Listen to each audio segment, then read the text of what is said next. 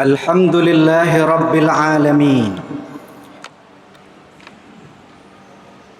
الذي علم بالقلم علم الإنسان ما لم يعلم أشهد أن لا إله إلا الله وحده لا شريك له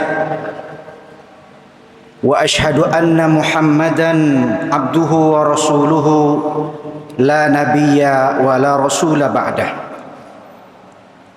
أما بعد فيا عباد الله المحترمين إني أوصي نفسي وإياكم أجمعين بتقوى الله وطاعته وكونوا مع الصادقين.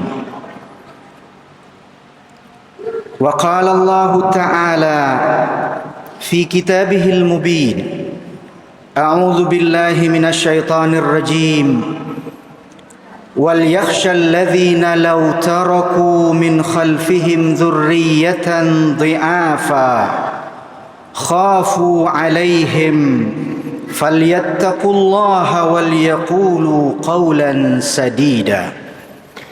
صدق الله العظيم. Kaum muslimin sidang jamaah Jumat rahimakumullah. 80 tahun sudah Indonesia kita merdeka.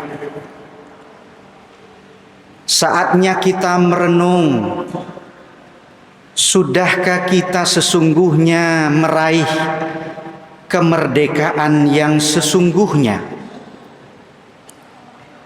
Jika para pendahulu kita berusaha keras untuk membebaskan bangsa ini dari belenggu penjajah,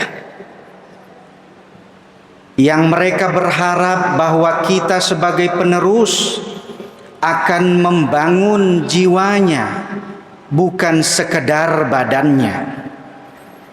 Hari ini perjuangan kita tidak kalah sulitnya. Di antaranya melawan kebodohan dan krisis moral seperti korupsi, kezaliman dan kemiskinan. Maka salah satu benteng terakhir dari kita untuk meraih kemerdekaan yang hakiki dan sejati itu adalah melalui jalur pendidikan. Tanpa itu semua, saudara sidang jamaah Jumat, kemerdekaan hakiki dan sejati itu akan jauh panggang dari api. Salah seorang tokoh besar kita, Muhammad Natsir, pernah mengatakan bahwa tidak ada satu masyarakat bangsa yang terkebelakang kemudian menjadi maju jaya kecuali setelah ia memperbaiki kualitas pendidikan dan akhlak generasi mudanya. Kerja inilah yang dilakukan dalam sejarah oleh Kaisar Hirohito ketika Nagasaki, Hiroshima luluh lantak karena bom tentara sekutu. Yang dilakukan oleh sang kaisar adalah bertanya seberapa banyak guru yang tersisa. Dia tidak bertanya tentang berapa tentara yang tewas. Hadirin sidang jamaah Jumat rahimakumullah. Agama kita Islam meletakkan fondasi yang kokoh untuk ilmu dan pendidikan itu. Sebagaimana di dalam Al-Quran disebutkan, kama arsalna fikum rasulam minkum yatlu alaikum ayatina wa yuzakkikum wa yuallimukumul kitaba wal hikmah wa yuallimukum ma lam takunu ta'lamun. Ayat ini menegaskan tentang pentingnya ilmu dan pendidikan. Inilah misi dari kenabian. Bahkan Rasul sallallahu alaihi wasallam sampai menegaskan bahwa kita harus mengambil bagian dalam bidang pendidikan ini. Sampai dikatakan ughdu aliman, jadilah kalian itu orang-orang yang terdidik atau pendidik, atau kalau tidak mampu au muta'alliman, jadilah kalian itu orang yang suka belajar. Jika tidak mampu juga au mustami'an, sering mendengarkan ilmu, suka dengan majelis-majelis ilmu dan pendidikan. Sampai Nabi katakan wala takunir rabi' fatahlik, jangan kalian menjadi orang yang keempat di mana tidak suka semua itu, tidak mengambil peran dalam bidang pendidikan, tidak suka melakoni ilmu pengetahuan itu. Inilah juga dalam sebuah manaqib Imam Syafi'i yang terkenal dengan ungkapannya, man arada dunya fa'alaihi bil ilmi wa man arada al akhirah fa'alaihi bil ilmi wa man aradahuma fa'alaihi bil ilmi. Karena itulah hadirin sidang jamaah yang berbahagia, kita senantiasa bermohon kepada Allah untuk mendapatkan ilmu yang bermanfaat, yang dalam bahasa Rasulullah itu disebutkan dengan al-ilmun nafi'. Nas'aluka ilman nafi'a, atau alimna ma yanfa'una wanfa' bima 'allamtana, sebagaimana doa kita selalu kita panjatkan. Maksudnya ilmu yang bermanfaat, ilmu yang bermutu, dan ilmu yang berdampak itu ulama menjelaskan adalah pertama misalnya ma'mulan bihi, ilmu yang diamalkan walaupun sedikit tetapi diajarkan, insya Allah lama-lama jadi bukit.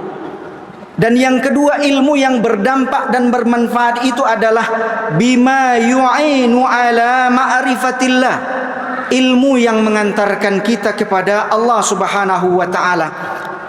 Dan yang ketiga, ilmu yang bermanfaat yang selalu kita mohonkan kepada Allah itu adalah agar yufarriquna bihi bainal haqqi wal batil, agar kita mampu membedakan mana yang hak dan mana yang batil. Hari ini kalau kita melihat ada orang yang kononnya terpandang atau terdidik, tetapi tidak mampu membedakan antara hak yang batil, perilaku kezaliman dan koruptif, sudah digaji besar tetapi masih lagi rakus, maka itu sesungguhnya mereka bukanlah orang-orang yang mendapatkan ilmu yang berdampak atau bermanfaat itu. Di balik kemuliaan ilmu pengetahuan, Bapak Saudara sidang jemaah Jumat rahimakumullah, kita terkadang dihadapi oleh ironi di mana masih ada anggapan bahwa pendidikan itu tidak penting. Apalagi kalau ada yang mengatakan bahwa para pendidik itu adalah beban.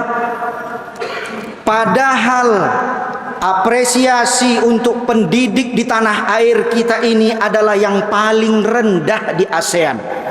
Banyak guru-guru honorer kita yang hidup dengan gaji yang tidak layak. Padahal kabarnya kita adalah negara dengan sumber daya alam paling kaya di muka bumi. Sampai ada pepatah mengatakan gemah ripah loh Cinawi. Jangan salah bahwa pendidikan itu sesungguhnya bukanlah beban, melainkan investasi paling penting bagi peradaban. Jika kita ada yang menganggap bahwa pendidikan itu beban, itu artinya kita sedang menganggap masa depan bangsa ini sebagai beban.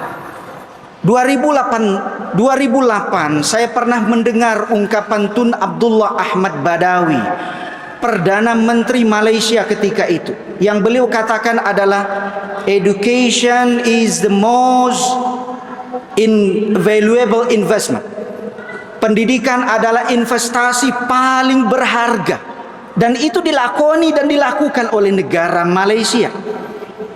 Sejenak saya ingin mengajak kita untuk bercermin ke negara tetangga-tetangga kita itu. Bukan saya bermaksud ingin kabur ke luar negeri, tidak. Tetapi mari kita berkaca pada negara Singapura, Malaysia dan Brunei yang kebetulan saya pernah tinggal di sana.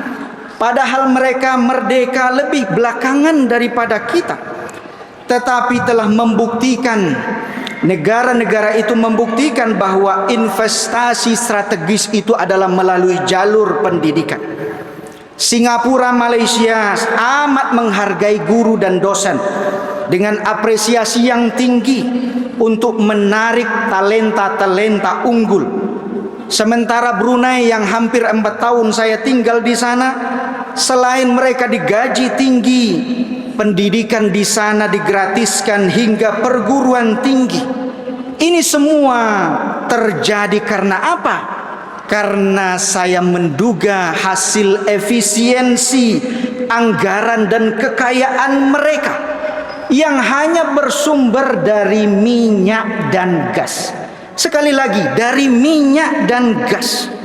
Kita kononnya tongkat kayu jadi tanaman. Tetapi jujur, kita harus mengakui masih banyak di antara kita, bahkan kalangan orang-orang yang terdidik sekalipun, hidupnya merana, tidak sejahtera. Apa yang membedakan ini semua? Karena ternyata negara-negara yang dikatakan oleh Muhammad Natsir tadi, mereka mementingkan pendidikan. Mereka melihat pendidikan itu sebagai modal dan aset bangsa. Sementara kita kadang-kadang masih terjebak dalam narasi pendidikan itu adalah biaya, pendidikan itu adalah beban. Tetapi mirisnya, untuk apresiasi dan tunjangan-tunjangan yang lain justru mereka adakan. No problem, it's fine, kata mereka.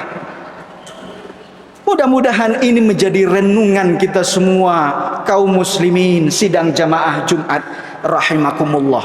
Fa'tabiru ya ulil albab la'allakum tuflihun.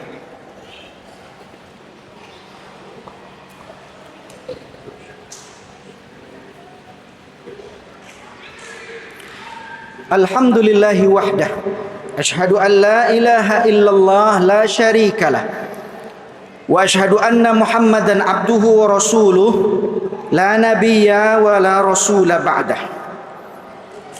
Amma ba'd, fa ya ibadallah ittaqullah faqad faza man ittaqa.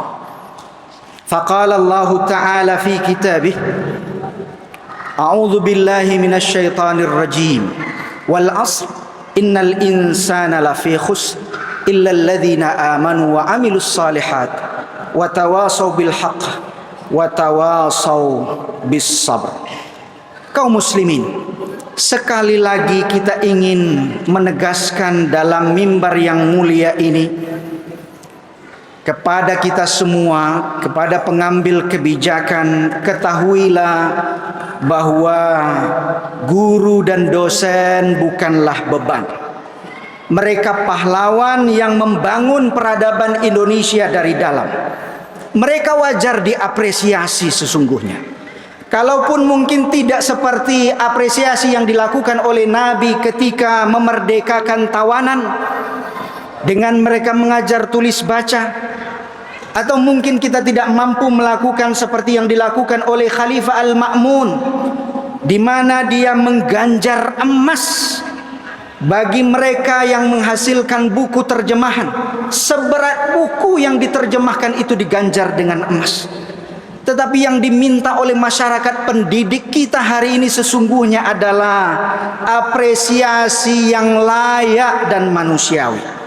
Mudah-mudahan masyarakat, pemimpin dan bangsa kita sadar, betul-betul sadar pentingnya ilmu dan pendidikan itu, dan kembali memartabatkan pendidikan di negeri kita ini yang dulu Bapak Saudara tahun 70-an 80-an negeri kita ini pernah menjadi kiblat dan destinasi pendidikan bagi anak-anak di semenanjung tanah Melayu. Dalam sebuah ungkapan Rasulullah sallallahu alaihi wasallam ada menyebutkan, "Manahala walidun waladan min nahlin afdala min adabin hasan. Ketahuilah bahwa tidak ada pemberian yang lebih utama seorang tua kepada anaknya, negara bangsa kepada warganya, melebihi akhlak dan pendidikan yang baik. Bahkan mohon maaf, makan perai pun tidak mampu mengalahkan akhlak dan pendidikan yang baik itu. Innallaha wa malaikatahu yusalluna 'alan nabi ya ayyuhalladzina amanu sallu 'alaihi wa sallimu taslima. Allahumma salli 'ala Muhammad wa 'ala alihi wa sahbihi ajma'in. Allahumma ighfir lil mu'minina wal mu'minat wal muslimina wal muslimat wal mujahidina wal mujahidati al ahya'i minhum wal amwat. Allahumma 'allimna ma yanfa'una wanfa' bima 'allamtana wa zidna 'ilma warzuqna fahma birahmatika ya arhamar rahimin wa bikaramika ya akramal akramin. Rabbana atina fid dunya hasanah wa fil akhirati hasanah wa qina adzabannar. Walhamdulillahi rabbil alamin. Aqimus salat.